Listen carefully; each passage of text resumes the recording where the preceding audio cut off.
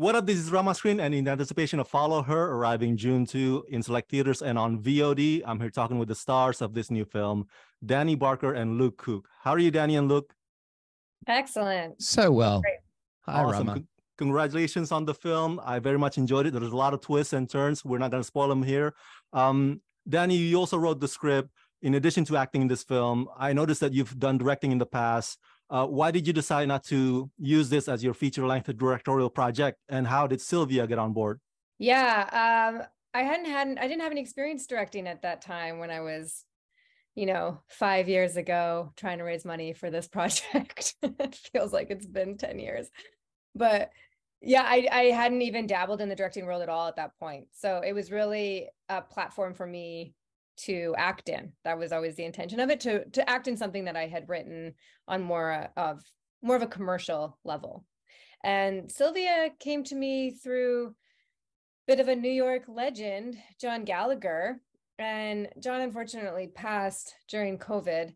So I never even met John in person, but we did so many calls back and forth. He was the biggest champion of this project from the beginning.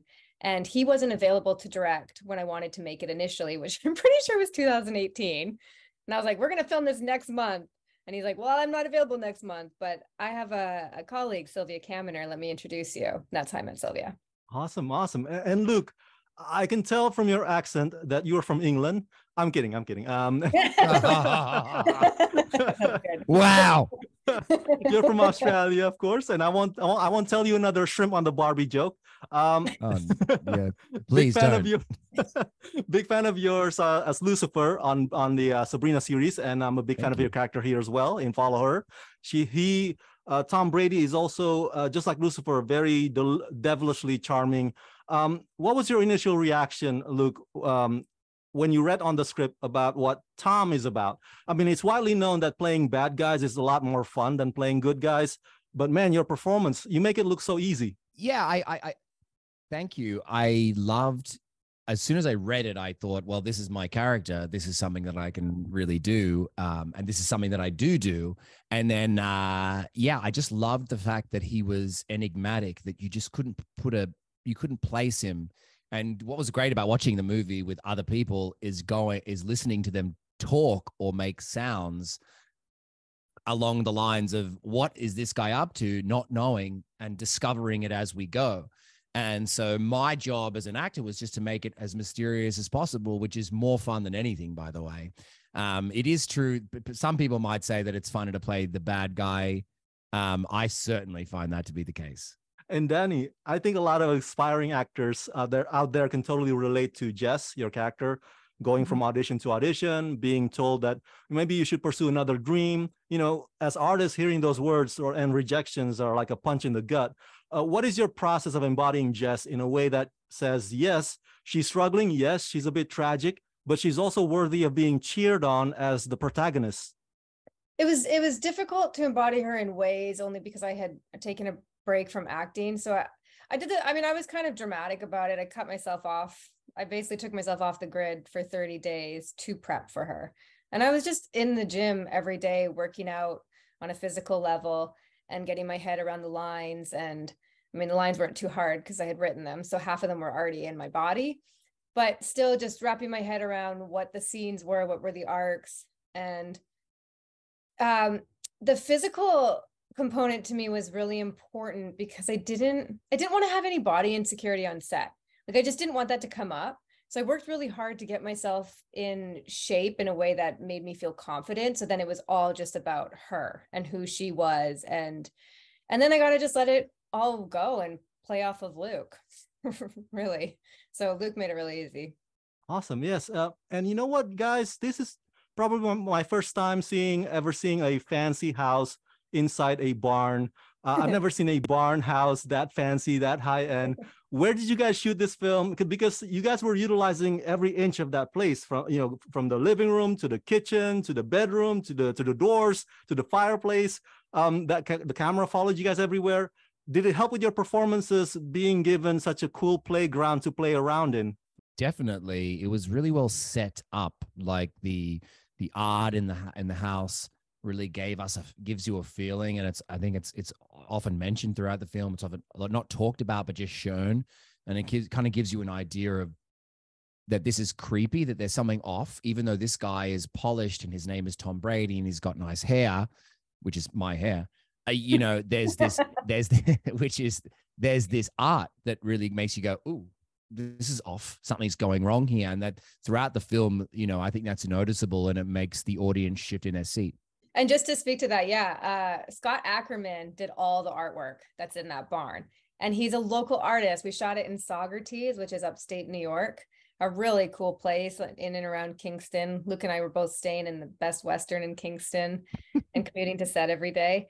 And Sylvia found Scott Ackerman, who just happened to be this brilliant local. I need to buy some of his art and put it up in here because I think it is so beautiful, and it has this kind of creepy air that fit the film perfectly. And then Noah Bricklin did all the production design, and she totally crushed it. Like blew it out of the park. Blew it out of the park. Is that the saying? Blew out of the water? Blew it out of the water. There you go. Blew it out of the water. That doesn't really make sense to blow it out of a park. Why are we blowing things out of a park? That's cool too. That's cool too. Blew out of the park. And you know, when I saw that house, like, you know what? I'm in the wrong business. I gotta make more money. Yeah, right. Yeah, and it was fortunate enough that I'd found a different barn previously, another converted barn, same area, but it was a lot smaller. It was probably half the size. It was equally gorgeous, but thank God that one fell through, because then this one popped up and we just happened to have all the space in it that we needed. So it worked out really well. Before I let you go, I got to ask you about the themes in this film, because they're kind of layered, aren't they? On one hand, even though it's about, you know, an acting gig turned wrong, but anybody who's been on any blind date can totally be triggered or relate to, you know, meeting somebody who's actually not what they say they are.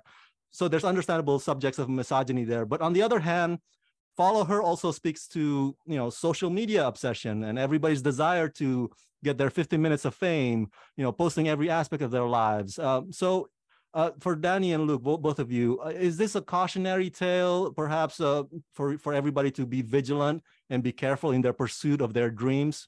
Yeah, 100%.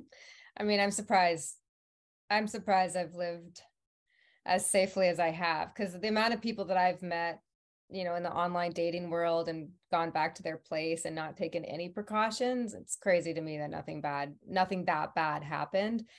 But yeah, absolutely. Like, you don't know who you're meeting.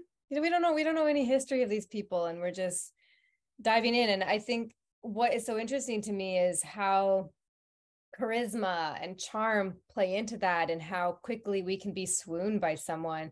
And when we're swooned by them, all the boundaries go out the window.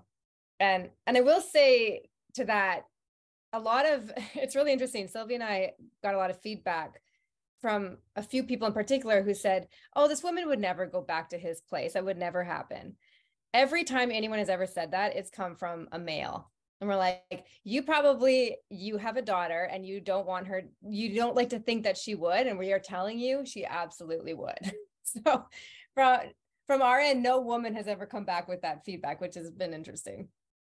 Yeah, I mean, I think it's more of a cautionary tale. It is definitely a cautionary tale. I don't know if it really makes me think about blind dates or dates that have gone wrong. It's more of a cautionary tale about how you use social media to me. It's that's what it's about in my mind. It's you have to responsibly use social media. And if you're out there looking for your 15 minutes of fame at the cost of other people, it could come back to bite you.